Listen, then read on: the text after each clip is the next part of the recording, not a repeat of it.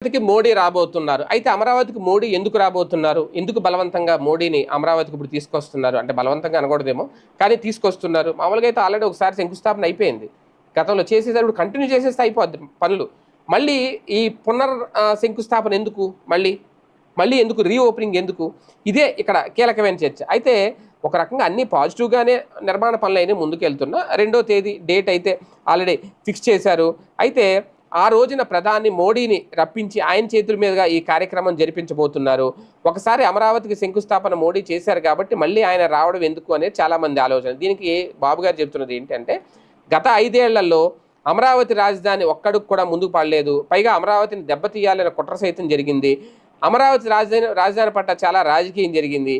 ఏపీకి రాజధాని లేకుండా చేశారు అని చెప్పి అప్పట్లో జగన్. అలాగే ఇక అమరావతి మళ్ళీ తలెత్తుకొని నిలబడి అందరి రాజధానిగా ఉండాలి అనే ఒక